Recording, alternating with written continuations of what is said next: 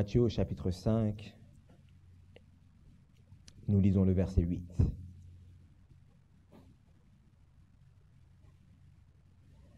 Matthieu au chapitre 5, le verset 8, la Bible nous dit « Heureux ceux qui ont le cœur pur, car ils verront Dieu. » Hier, nous avons vu le texte de Jérémie, chapitre 17, le verset 9.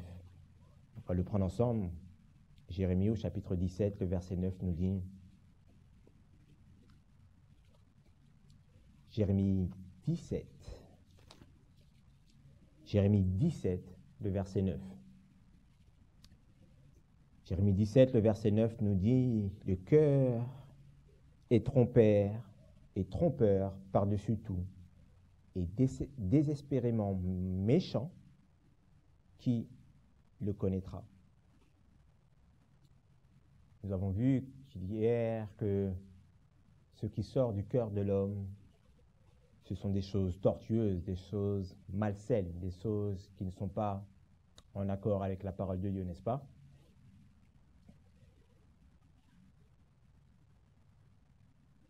Mais la béatitude que nous regardons aujourd'hui nous dit « Heureux ceux qui ont le cœur pur, car ils verront Dieu ». L'objectif de nous qui sommes ici et qui participons à ce commeeting, notre désir, c'est de voir Dieu, Christ, face à face, n'est-ce pas? Quel est le peuple de Dieu? Qui verra Christ revenir sur la nuée des cieux? Les 144 000 auront ce privilège de voir Christ venir sur les nuées des cieux. Mais les 144 000 auront le cœur pur. Et si nous voulons voir Christ, nous devons avoir le cœur pur, n'est-ce pas? Mais à quel moment, dans la parole de Dieu, pour la première fois, nous voyons le mot « cœur » dans la Bible? À quel moment? Dans quel livre de la parole de Dieu? Parce qu'il y a un principe important que vous devez connaître, c'est lorsqu'un mot est mentionné pour la première fois, il a une grande importance pour nous qui vivons à la fin des temps. Le livre de la Genèse, ok, on s'approche. Le livre de la Genèse, ok, donc allons dans le livre de la Genèse. De quel chapitre? Allez au chapitre 6. Plusieurs fois durant ces jours, nous avons visité un petit peu l'histoire de Noé, ok? Regardons ce que la parole de Dieu nous dit dans le livre de Genèse au chapitre 6. Nous lirons le verset 5. Genèse au chapitre 6, le verset 5. La parole de Dieu nous dit « Et l'Éternel vit que la méchanceté de l'homme était grande sur la terre, et toute l'imagination de ses pensées, de son cœur, n'était que mauvaise continuellement. » Donc cela est en accord avec le livre de Jérémie au chapitre 17, le verset 9, que le cœur est trompeur et désespérément méchant. Donc Jérémie n'invente rien. Salomon nous dit qu'il n'y a rien de nouveau sous le soleil. Et Jésus-Christ avait dit à ses disciples que pour savoir les temps, pour reconnaître l'avènement du Fils de l'homme, il faut aller dans quelle histoire? L'histoire de Noé. Donc, durant notre génération, l'Éternel est en train de nous dire que le cœur, mais aussi quoi? Les pensées de l'homme sont continuellement mauvaises, tournées vers le mal. Et nous avons vu aussi hier dans le livre de Marc au chapitre 7, les versets 20 à 23, ce qui sortait de l'homme. Ouais? La méchanceté, la médisance, l'adultère, l'envie, l'esprit de querelle. Voilà ce que Satan a implanté dans nos cœurs. Et nous avons vu que hier, nous avons vu aussi que l'Éternel, d'une manière particulière, il nous montrait ce qu'il y avait dans notre cœur. Et quel était le procédé, quel était le moyen que l'Éternel nous donnait pour voir ce que nous avions dans notre cœur? La surparole de la prophétie. c'est ce qu'il a donné à Saül, c'est ce qu'il a donné à Nebuchadnezzar, c'est ce qu'il a donné à l'humanité, parce que son désir, c'est qu'il puisse recevoir l'évangile éternel. Mais la Bible nous dit, l'Éternel est en train de nous dire que heureux ceux qui ont le cœur pur, car ils verront Dieu. Est-ce que l'Éternel avait enseigné le peuple d'Israël sur la pureté, les principes de la pureté? Oui ou non? Oui. Pour quelle raison? Pour quelle raison?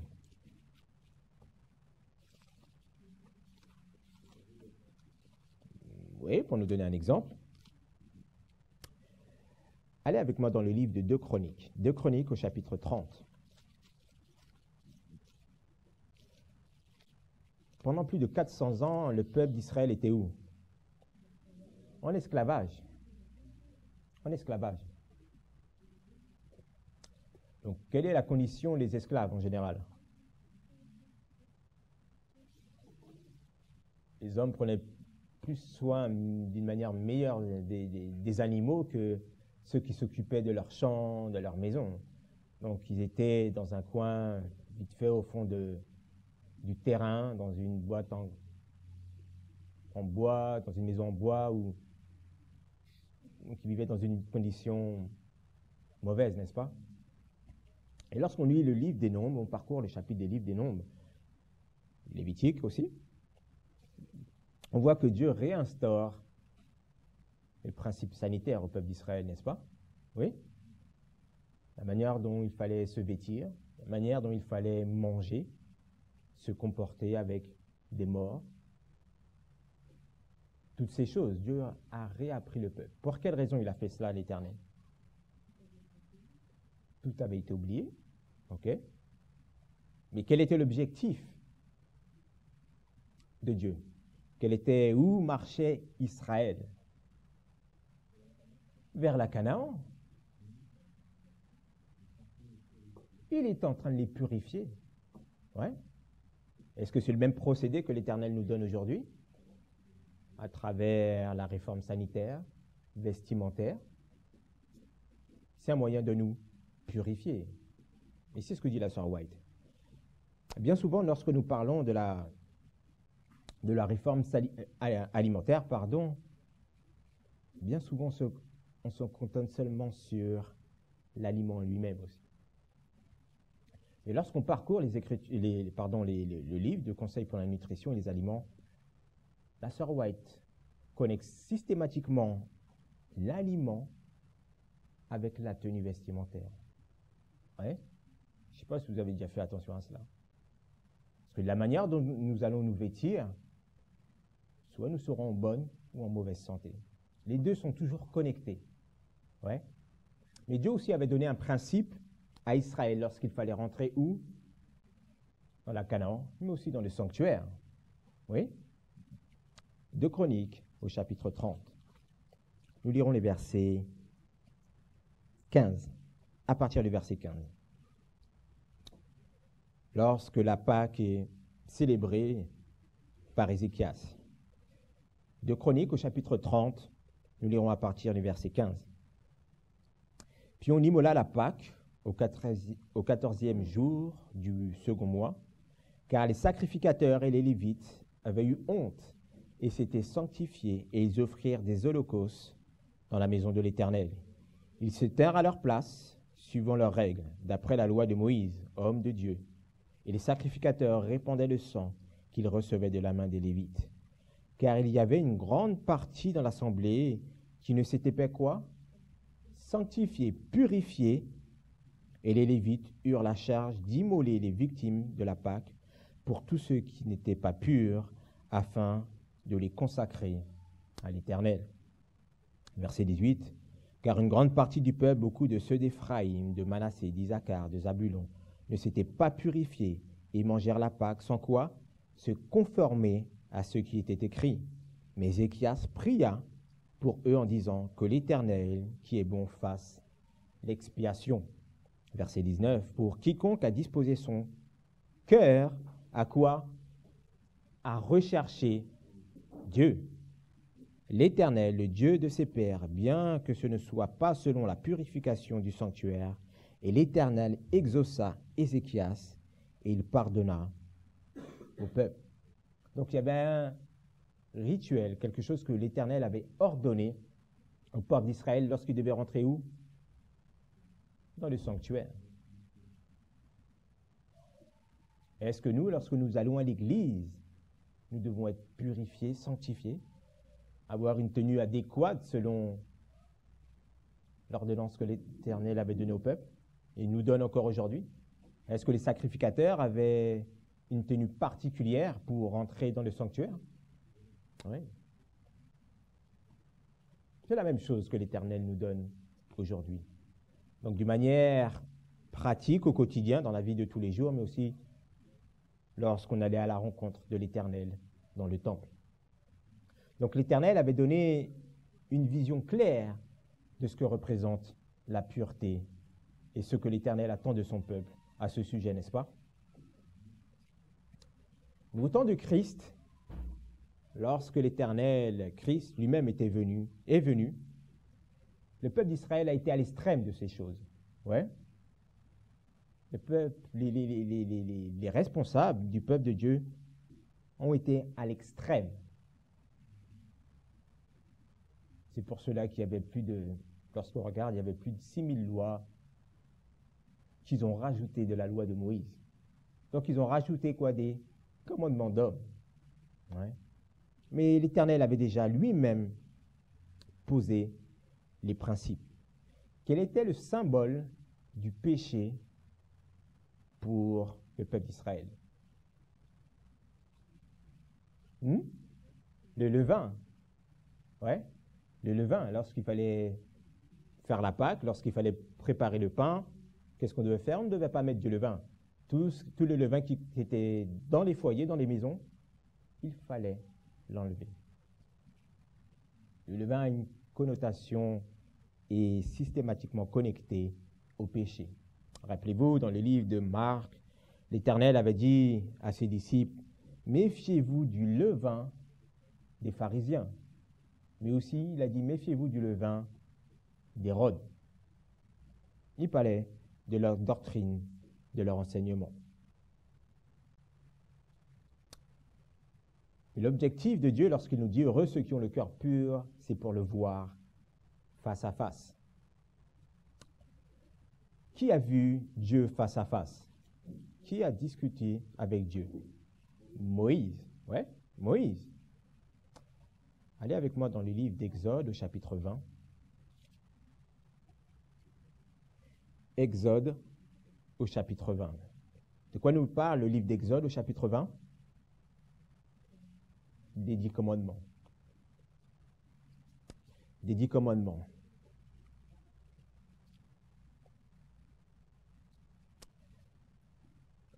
C'était quand la dernière fois que vous avez lu les 10 commandements? Ok? Donc nous allons les lire. Lorsque nous regardons les Saintes Écritures, est-ce que les 10 commandements sont écrits seulement dans le livre d'Exode? Non, ils sont écrits où encore? Le livre de Deutéronome. Souvent, les 10 commandements ont été répétés au peuple. Pour quelle raison? Pour ne pas oublier, ouais. Donc c'est le même procédé pour nous aujourd'hui. Ouais. On a toujours en tête que nous devons sanctifier le sabbat, donc nous allons aller le sabbat. Mais l'art de la répétition, c'est l'enseignement basique de l'Éternel. Donc lisons ensemble. Allons dans le livre d'Exode au chapitre 20, lisons le verset 1er. Alors Dieu prononça toutes ces paroles en disant, « Je suis l'Éternel ton Dieu, qui t'ai tiré du pays d'Égypte, de la quoi? De la maison de servitude. Tu n'auras point d'autre Dieu devant ma face. Tu ne feras point d'image taillée, ni aucune ressemblance des choses qui sont là-haut, dans les cieux, ni ici-bas sur la terre, ni les eaux, ni sous la terre. Tu ne te prosterneras point devant elles, et tu ne les serviras point, car je suis l'Éternel ton Dieu, un Dieu jaloux, qui punit ni l'iniquité des pères sur les enfants, jusqu'à la 3e et à la 4e génération de ceux qui me haïssent, et qui fait miséricorde jusqu'à 1000 générations à ceux qui m'aiment et qui gardent mes commandements. L'Éternel est un Dieu miséricordieux, n'est-ce pas?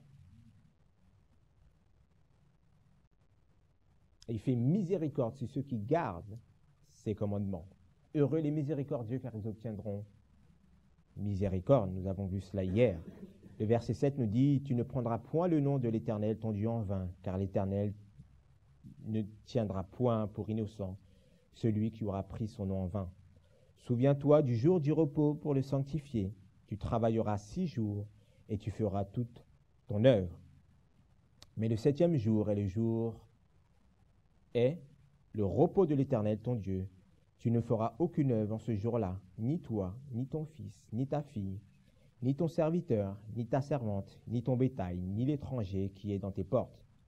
Car l'Éternel a fait en 6 jours les cieux et la terre, la mer et tout ce qui est en eux. Et il s'est reposé le 7e jour. C'est pourquoi l'Éternel a béni le jour du repos et l'a sanctifié. Honore ton père et ta mère, afin que tes jours soient prolongés sur la terre que l'Éternel ton Dieu te donne. Tu ne tueras point, tu ne commettras point d'adultère, tu ne déroberas point, tu ne diras point de faux témoignages contre ton prochain, tu ne convoiteras point la maison de ton prochain, tu ne convoiteras point la femme de ton prochain, ni son serviteur, ni sa servante, ni son bœuf, ni son âne, ni aucune chose qui soit à ton prochain. » Or, tout le peuple entendait les tonnerres, le son de la trompette, et voyait les éclairs de la montagne fumante. Et le peuple, donc, voyant cela, tremblait et se tenait au loin. Verset 19. Et ils dirent à Moïse, « Parle-nous toi-même, et nous t'écouterons. Mais que Dieu ne parle point, avec nous, de peur que nous quoi? Mourions. » Moïse était où? Où est-ce qu'est allé Moïse? À la montagne.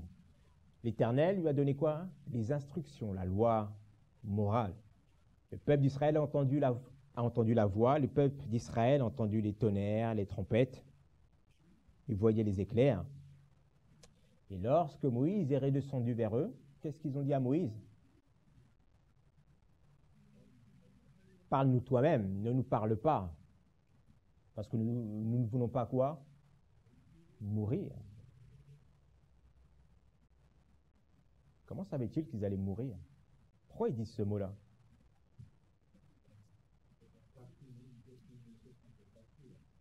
Ils ne se sentaient pas purs.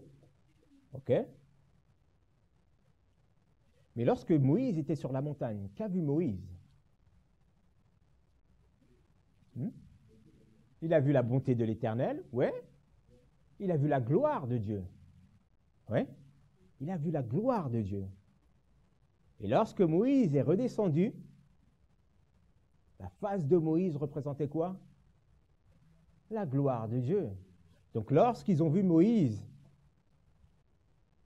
ce que le Moïse reflétait, ils ne pouvaient pas contempler cette chose. Ouais. Mais avant que l'Éternel donne la loi, le peuple d'Israël n'avait pas la loi. Donc comment pouvaient-ils savoir qu'ils allaient mourir? Effectivement, leurs conditions n'étaient pas selon les principes de l'Éternel. Ouais. Regardons ce que nous dit la sœur White. Message choisi à la page 280. Message choisi à la page 280. Avant que l'Éternel, je fais un autre petit commentaire, une autre réflexion. Avant que l'Éternel ne donne sa loi, ses préceptes, l'Éternel, qu'est-ce qu'il avait donné à Israël? Qu'avait-il donné à Israël pour être en communion avec Christ? Qu'avait Israël? Qu'avait-il donné l'Éternel à ses pères? Le sacrifice. Oui.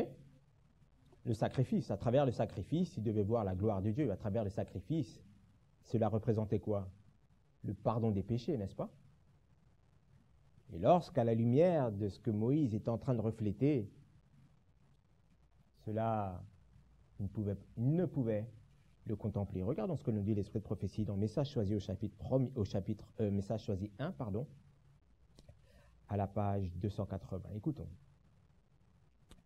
La proclamation de la loi des 10 commandements fut accompagnée d'une éclatante manifestation de la gloire et de sa majesté. Comment le peuple fut-il affecté par cette manifestation de puissance? Il en fut effrayé. Tout le peuple entendait les tonnerres, le son de la trompette, et il voyait des flammes de la montagne fumante. Après ce spectacle, le peuple tremblait et se tenait dans l'éloignement. Ils dirent à Moïse, « Parle-nous toi-même, et nous écouterons. Mais que Dieu ne nous parle point de peur que nous mourions. » Donc la sœur White reprend Exode 20, le verset 18. Il voulut voir un médiateur en Moïse. Il ne comprenait pas que le Christ était leur médiateur. Moïse a vu qui en réalité? Il a vu Christ. Okay? Donc il voulut voir un médiateur en Moïse. Il ne comprenait pas que le Christ était leur médiateur, désigné par Dieu, et qu'ils eussent été consumés sans sa médiation. Moïse dit au peuple, ne vous effrayez pas, car c'est pour vous mettre à l'épreuve que Dieu est venu. Et c'est pour que vous ayez sa crainte devant les yeux, afin que vous ne péchiez point. Le peuple restait dans l'éloignement, mais Moïse s'approcha de la nuée. Où était Dieu? Exode 20, le verset 20. Le peuple n'avait qu'une vague idée de ces vérités, le pardon du péché, la justification par la foi en Jésus-Christ, l'accès à Dieu uniquement grâce au médiateur, perdus qu'ils étaient à cause de sa culpabilité et de son péché. Ils avaient perdu en grande partie la connaissance de Dieu et le seul moyen permettant de s'approcher de lui. Ils avaient perdu presque entièrement la notion du péché et celle de la justice. Ils ne comprenaient qu'imparfaitement, le pardon des péchés par le Christ, le Messie promis, qui préfigurait leur offrande. Donc la loi de Dieu, elle met en parallèle la loi, les 10 commandements que l'Éternel leur a donnés, et le sacrifice de Christ. Mais tout le système du sacrifice, cela représentait aussi la gloire de Dieu. Cela devait les préparer à recevoir la loi, les 10 commandements. Mais leurs conditions, leur parcours montraient qu'ils n'étaient pas prêts. Et en réalité, ils n'avaient pas un cœur pur pour recevoir les oracles de Dieu. Mais revenons dans la Bible. Regardons ce que nous dit Exode au chapitre 20, le verset 20. Exode au chapitre 20, le verset 20. Et Moïse dit au peuple, ne craignez point, car Dieu est venu pourquoi? Vous éprouver, vous tester, afin que sa crainte soit devant vous, en sorte que vous ne péchiez point. Donc lorsque l'Éternel leur a donné la loi, c'était pourquoi? Les éprouver, les tester.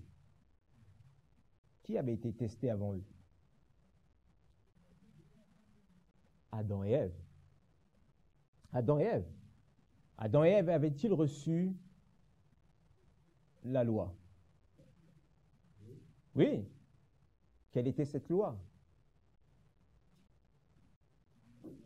De ne pas manger du fruit de l'arbre de la connaissance du bien et du mal. Chaque génération, nous sommes testés. Adam et Ève ont été testés. OK? Et ce test, c'était pour savoir s'ils avaient quoi? La crainte de l'Éternel devant eux. La crainte de l'Éternel, c'est le premier message. Adam et Ève ont été testés par le message du premier ange, du deuxième et du troisième ange. OK? Mais avant Adam et Ève, que s'est-il passé dans le ciel? Il il y a eu la rébellion. Les anges rendaient gloire à Dieu continuellement, ils le louaient. Mais il y a eu le mystère de l'iniquité qui s'est produit là-haut, dans le ciel. Y avait-il une loi dans le ciel?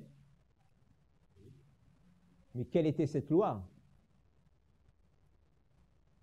L'adoration, l'amour de Dieu. Parce que Satan était jaloux qu'on puisse adorer Dieu, qu'on puisse mettre en avant Christ. C'est toujours la même loi, la crainte de Dieu, l'amour de Dieu. Parce que les 10 commandements représentent quoi? Le caractère de Dieu. Le caractère de Dieu. Donc lorsque nous revenons à nous-mêmes, lorsque la parole de Dieu nous parle de ceux qui ont le cœur pur, cela doit avoir un impact sur quoi?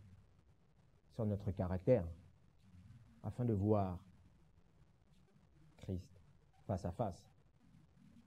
La Bible nous dit dans Isaïe 14 que Satan a dit en son cœur n'était pas pur. Et cela l'a détourné. Il ne pouvait plus supporter Christ. Il ne pouvait plus le voir. Il avait rejeté la loi d'amour de l'Éternel. Dans le livre « Heureux ceux qui », la sœur White nous dit à la page 28, « Heureux ceux qui ».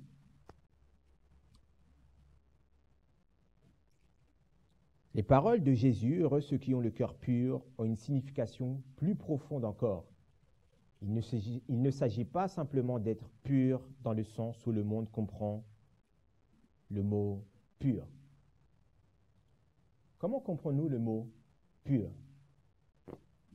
Qu'est-ce que cela signifie pour nous le mot « pur » ? Ne pas pécher, ok, mais d'une manière basique.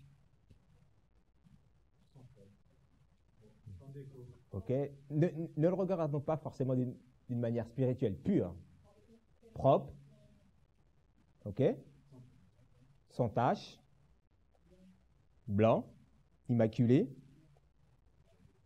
lavé, ok. Ok, je reprends. Les paroles de Jésus, heureux ceux qui ont le cœur pur, ont une signification plus profonde encore. Il ne s'agit pas simplement d'être pur dans le sens où le monde comprend habituellement la pureté. Regardez ce qu'elle dit.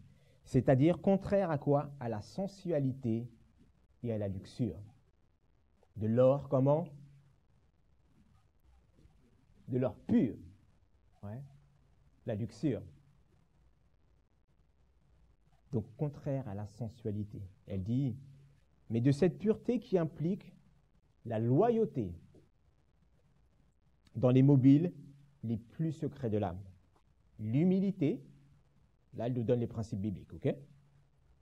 Donc la loyauté dans les mobiles les plus secrets de notre âme, l'humilité, le désintéressement, l'innocence enfantine. Voilà les mots qu'elle emploie ou elle associe avec « heureux ceux qui ont le cœur pur ». Donc nous devons être loyaux dans nos mobiles, même les plus secrets. Nous devons avoir de l'humilité. Nous devons faire les choses de manière désintéressée. Être innocent. Elle dit l'innocence enfantine. Christ avait-il parlé des enfants? Qu'avait-il dit, Christ? Dans Matthieu, chapitre 18. On regarde ensemble, alors allons-y. Allons dans le livre de Matthieu, chapitre 18.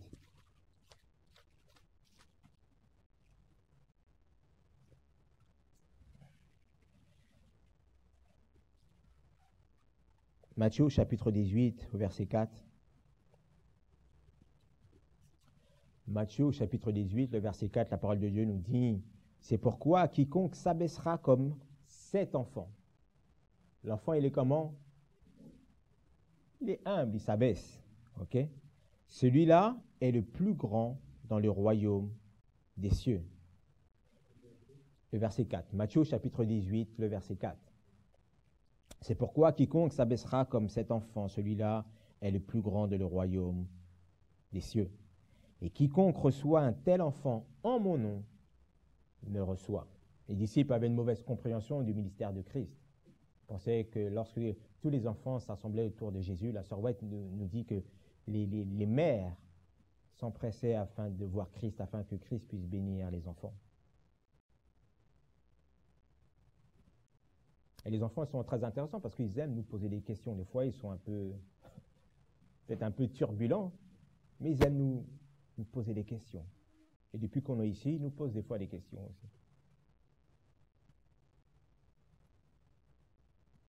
Mais ils ont cette humilité de nous dire « Oh non, je ne sais pas. Non, mais écoute, Jean-Marc, qu'est-ce que ça veut dire ça? Pourquoi la Bible elle dit ci? Pourquoi la Bible elle dit cela ?» Mais poser la question aussi, il y a quelques jours, si on pouvait voir Dieu face à face. Et la Bible nous dit que l'homme ne peut voir Dieu et quoi? Et vivre, parce que notre cœur. Donc les enfants posent des choses vraiment basiques mais pratiques. Mais Dieu voulait montrer aux disciples, et Dieu veut aussi nous montrer que nous devons avoir la méthodologie aimante, afin de pouvoir les instruire. Donc nous devons être comme les enfants, humbles et chercher à connaître Christ.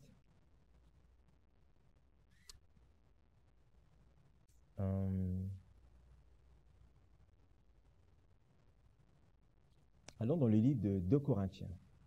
2 Corinthiens au chapitre 3.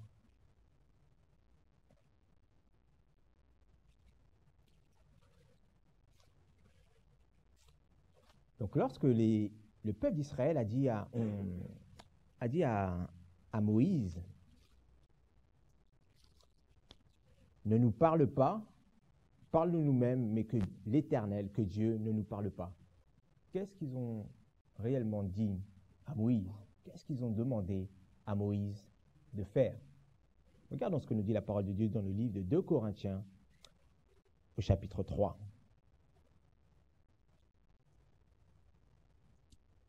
Nous lirons à partir du verset 13. 2 Corinthiens 3, le verset 13, la parole de Dieu nous dit « Et ne nous faisons pas comme Moïse, qui mettait quoi? Un voile sur son visage, afin que les enfants d'Israël ne visent pas la fin de ce qui devait disparaître. » Qu'est-ce qui devait disparaître?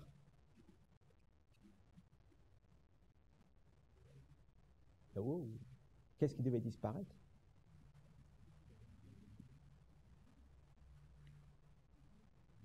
Le sacrifice devait préparer à recevoir Christ, n'est-ce pas?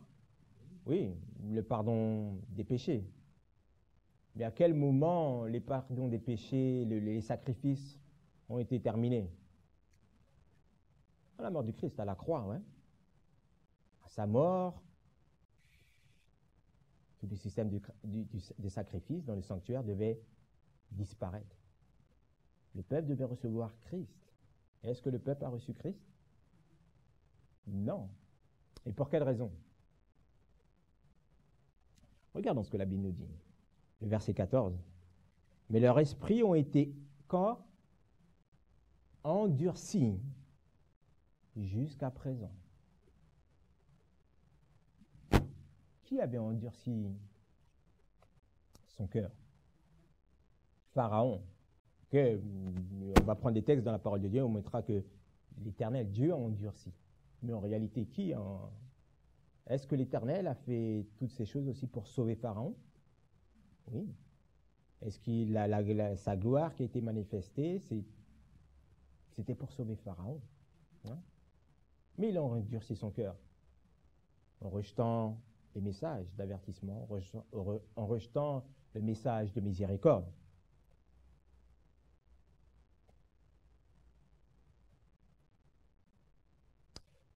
Mais la Bible nous dit que leurs esprits ont été endurcis jusqu'à présent.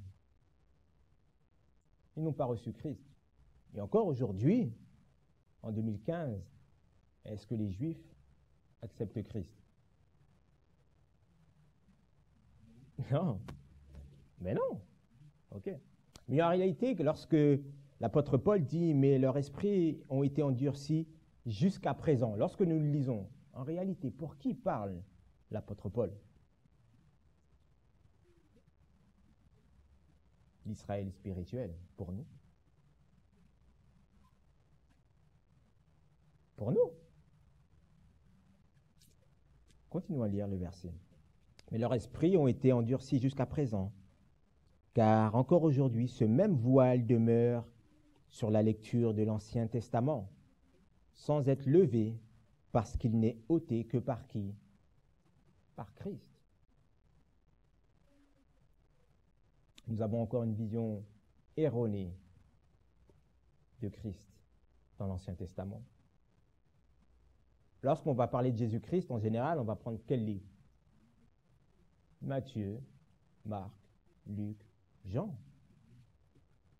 Mais tous les sacrifices, tout ce qui était été donné, c'était une représentation de Christ pour aller à la rencontre de l'époux.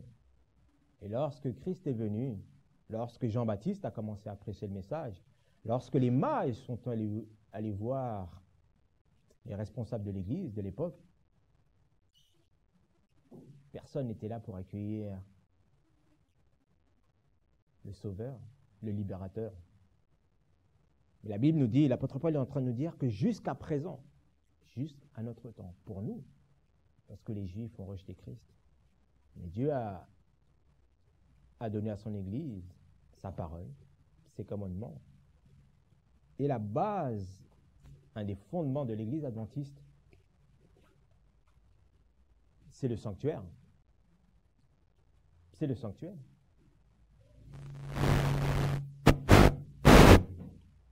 Mais la Bible nous dit qu'il n'y a que Christ qui peut ôter ce voile. Quel est ce voile? Regardons au chapitre 4.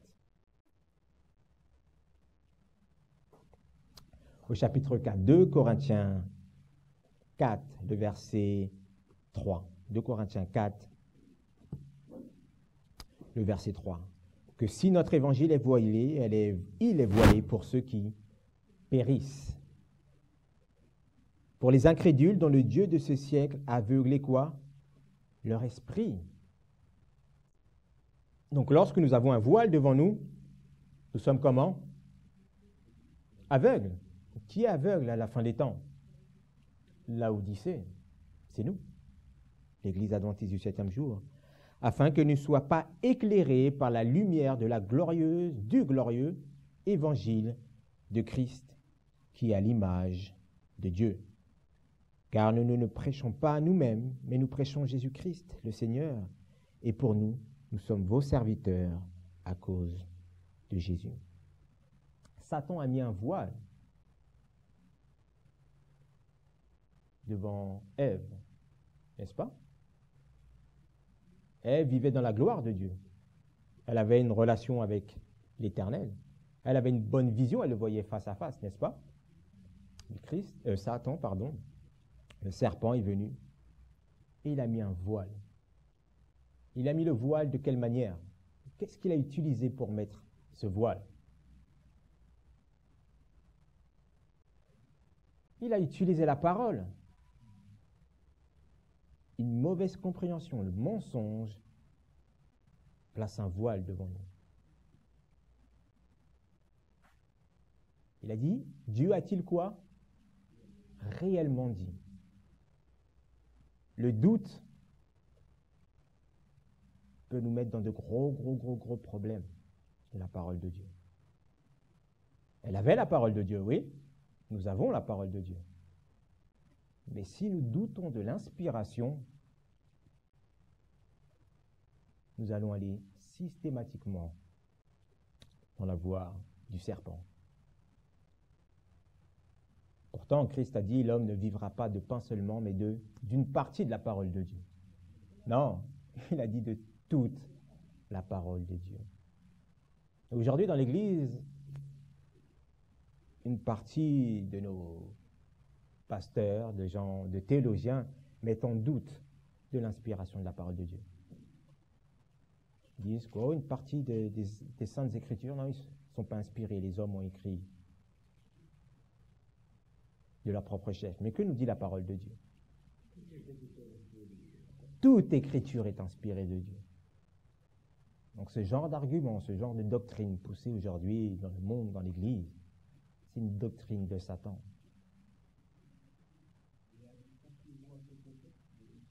Amen. Confiez-vous en ces prophètes et vous réussirez.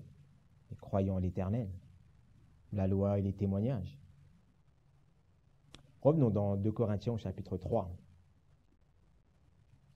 2 Corinthiens au chapitre 3. Nous lirons le verset 18. 2 Corinthiens au chapitre 3. Donc la parole de Dieu nous dit que, l'apôtre Paul nous dit que il n'y a que Christ qui puisse faire quoi? Ôter ce voile. Ôter ce voile. Regardons ce que nous dit. On va lire le verset 17, on ne l'a pas lu. Non, je n'ai pas lu le verset 15, pardon. On va continuer le verset 15. Encore aujourd'hui, qu'on lit Moïse, un voile est jeté sur leur cœur. Mais quand ils seront quoi?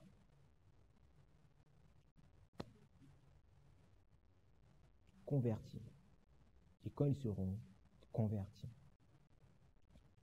Donc le point, c'est la conversion. Le peuple d'Israël n'était pas converti. Il n'était pas prêt à recevoir les oracles de Dieu. Si nous ne sommes pas convertis, impossible pour vous et pour moi de voir Dieu face à face. Donc le problème dans la parole de Dieu, c'est toujours la conversion. Toujours les choses pratiques, spirituelles, n'est-ce pas? Oui. Et pour quelle raison est-il important pour nous d'être convertis? Pourquoi? Quand on nous dit Actes chapitre 3, quel était le message de Jean-Baptiste? Quel était le message de Jésus-Christ? Quel était le message? Quels ont été les premiers mots de Christ lorsqu'il a commencé son ministère, la prédication? Repentez-vous. Par quoi? Car le royaume de Dieu est proche. Est-ce que le royaume de Dieu est proche? Est-ce que Christ est prêt à revenir? Oui, c'est vrai. Mais avant qu'il ne revienne, que va-t-il se passer dans le monde? Tribulation, ouais. Rappelez-vous, dans 2 Thessaloniciens, l'église de Thessalonie prêchait, les hommes prêchaient que Jésus-Christ allait revenir. Oui, mais l'apôtre Paul leur a dit, oh, effectivement, Christ va revenir. Mais avant qu'il ne revienne, un événement doit se produire. Et quel est cet événement? L'arrivée de l'homme de péché. Oui. Mais la doctrine du retour de Christ, elle est vraie. La Bible nous montre et nous dit que Dieu illustre la fin par le commencement. Oui. Donc aujourd'hui, avant que Christ ne revienne, que va-t-il se passer? L'arrivée de l'homme de péché encore dans le monde, il va s'élever. Oui. Donc nous ne pouvons pas sauter les étapes. C'est impossible. C'est impossible. Dieu a mis les choses d'une certaine manière et nous devons les voir et les reconnaître. Regardons ce que nous dit Actes au chapitre 3. Actes au chapitre 3. Le verset 19. Actes au chapitre 3, le verset 19. Actes au chapitre 3, le verset 19. La parole de Dieu nous dit, « Repentez-vous donc, et vous quoi? Convertissez, afin que vos péchés soient quoi? Effacés. » À quel moment nos péchés sont effacés?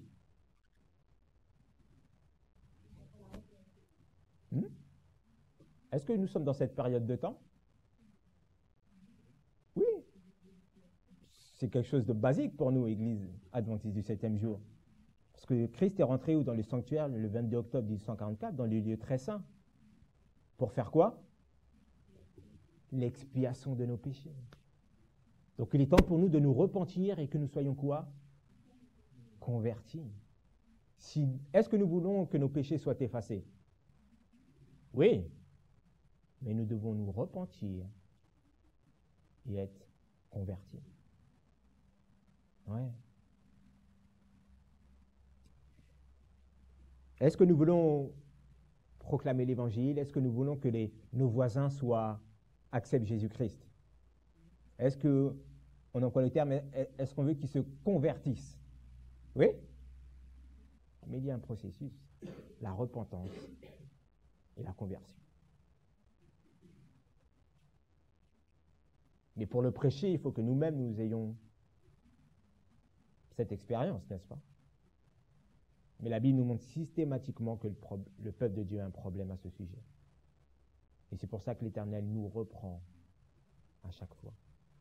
Et nous avons vu que l'Éternel dit qu'il châtie quoi? Il reprend ce qu'il aime. Donc c'est par amour qu'il nous donne encore ces messages. Amen.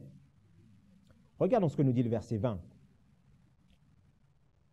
Donc on doit se repentir, on doit être converti, afin de quoi? Que le temps de rafraîchissement vienne de la part du Seigneur et qu'il vous envoie celui qui a été annoncé auparavant. Qui? Jésus-Christ. Donc nous voulons voir Jésus-Christ. Mais avant de voir Jésus-Christ, nous devons avoir quoi? Et recevoir quoi? La pluie de l'arrière-saison. Mais avant de recevoir la pluie de l'arrière-saison, nous devons être repentants et convertis. Bien souvent, nous sautons les étapes. Mais Dieu a un procédé, un processus, et nous devons les reconnaître. Revenons dans 2 Corinthiens au chapitre 3. 2 Corinthiens au chapitre 3. Il nous reste un peu moins de 10 minutes. 2 Corinthiens au chapitre 3, et nous finirons. 2 Corinthiens au chapitre 3. Nous lirons les versets 17. Or, le Seigneur est esprit, et où est l'esprit du Seigneur? Là est quoi? Et la liberté. Sommes-nous réellement libres en Jésus-Christ? Oui ou non? Oui. Oui.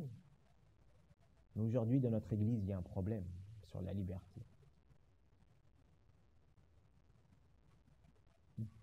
Pensons que nous sommes libres dans l'Église. On ne nous laisse pas étudier par nous-mêmes. On va nous dire, non, n'écoutez pas ces choses. Parce que ce n'est pas la vérité. Et il y en a qui ont eu cette expérience. Et si vous écoutez ces choses, si vous croyez en cela, la porte de la synagogue, la porte du temple est fermée pour vous. Vous ne pouvez plus ouvrir votre bouche. Ouais.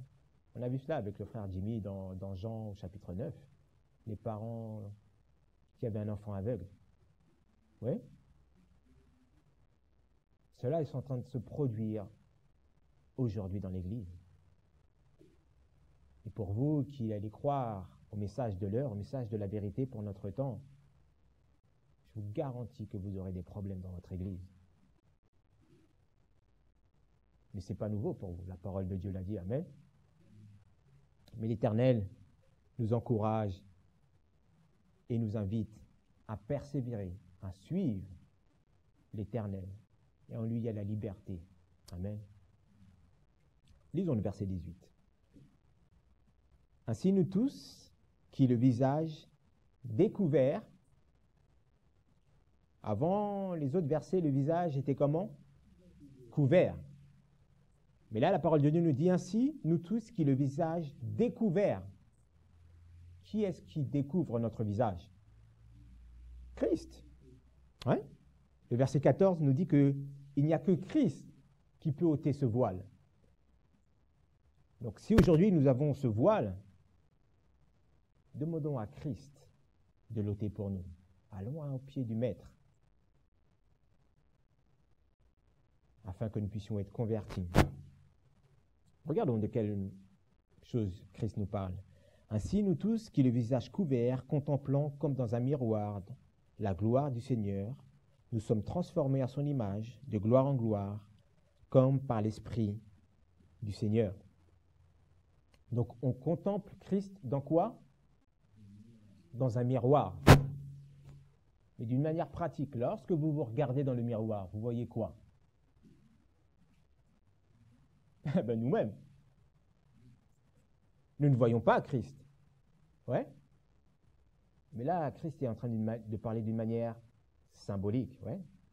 Quel est ce miroir que l'Éternel nous donne?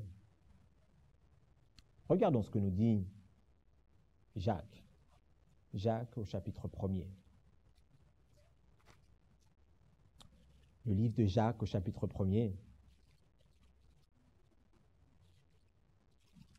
Le livre de Jacques au chapitre 1er.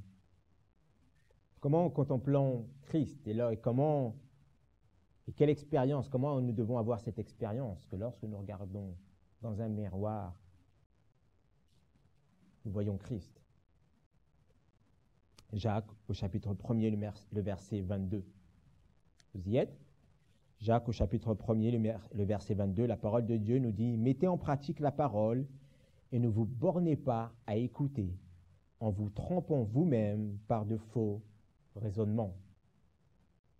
Car si quelqu'un écoute la parole et ne la met pas en pratique, il est semblable à un homme qui regarde dans un miroir son visage naturel. » Le verset 24 nous dit « Et qui, dès qu'il s'est regardé, s'en va et oublie aussitôt qui il était. » Qui a déjà eu cette expérience?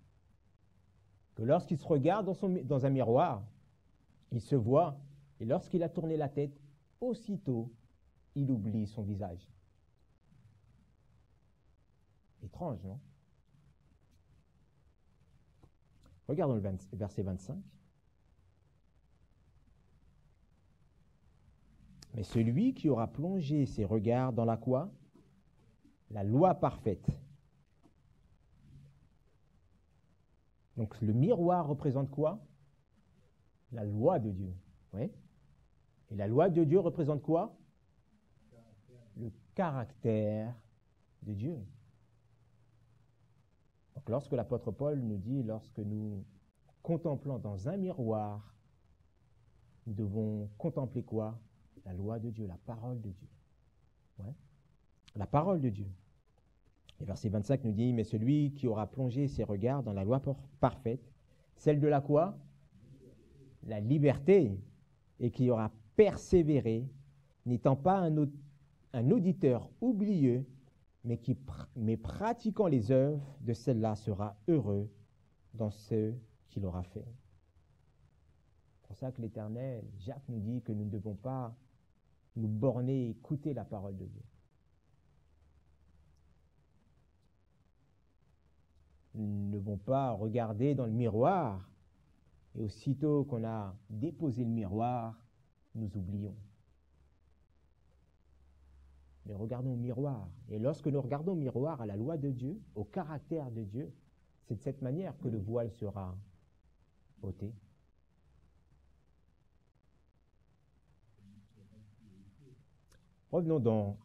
Gardons une main quand même dans Jacques au chapitre 1er. Retournons dans 2 Corinthiens 4, 3, le verset 18. 2 Corinthiens 3, le verset 18.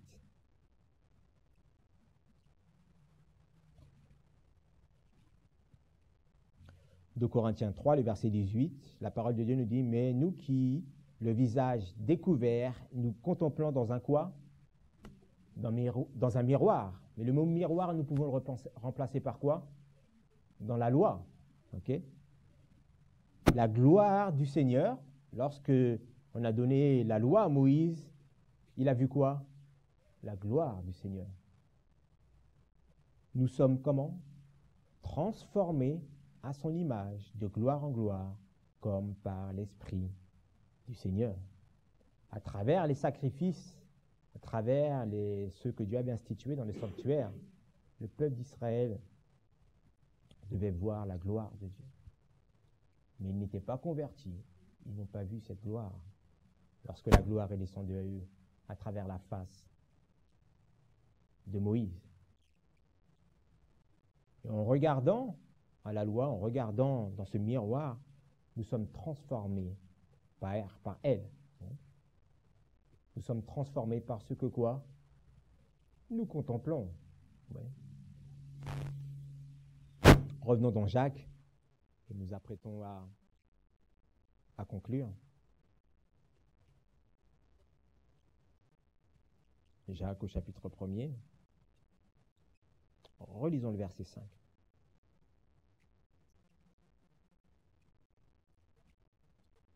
Mais celui qui aura plongé ses regards dans la loi parfaite, dans le miroir, celle de la liberté, et qui aura persévéré, n'étant pas un auditeur oublieux, mais pratiquant les œuvres, celui-là sera heureux dans ce qu'il aura fait.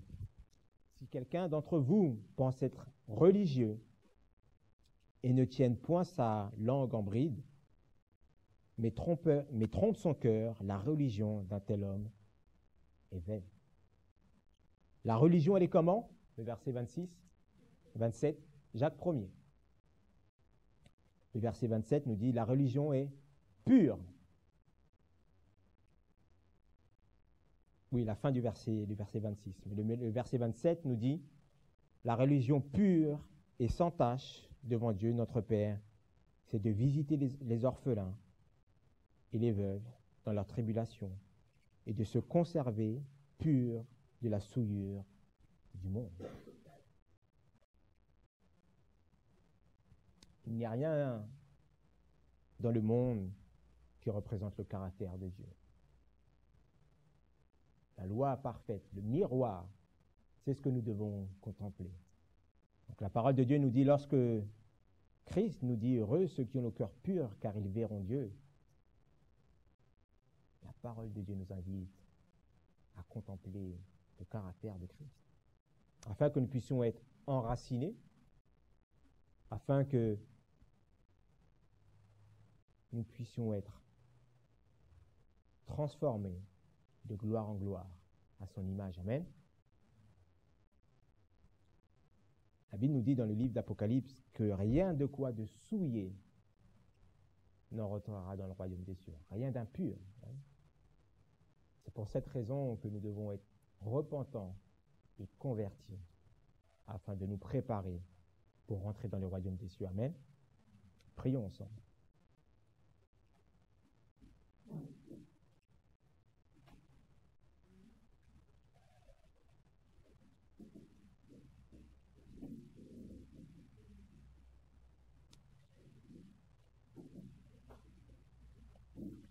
Seigneur éternel, en ce matin, nous désirons que tu puisses ôter le voile qu'il y a devant nos yeux, Seigneur. Par la lumière de ta parole, tu dis de ton Église à la fin des temps qu'elle est aveugle.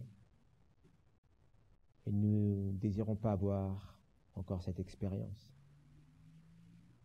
Nous désirons prendre ce collier, Seigneur, afin que nous puissions avoir une vision claire de l'évangile de Christ. Et que l'Ancien comme le Nouveau Testament, Seigneur Dieu, puisse éclairer notre entendement, éclairer notre vision, afin qu'à travers eux, nous puissions voir Jésus-Christ, notre Sauveur. Celui que tu as envoyé afin de pardonner nos péchés. Et aussi son ministère actuellement, c'est de l'effacement pour toujours. Donne-nous à être repentants, Seigneur, en ce jour, avoir un esprit d'humilité, un esprit d'amour, avoir la même attitude que les enfants, Seigneur Dieu, qui cherchent à te connaître et qui sont innocents de toutes choses. Pardonne-nous, Seigneur, de négliger, Seigneur Dieu, à te regarder à travers ta parole.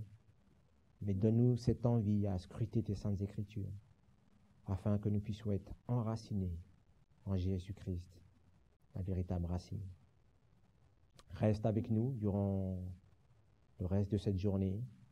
Et nous te prions aussi, Seigneur, pour la nourriture physique que tu nous donneras à cette heure, qu'elle puisse nous fortifier et nous permettre de te glorifier en cette journée. C'est au nom et par les mérites de Christ que nous te prions. Amen.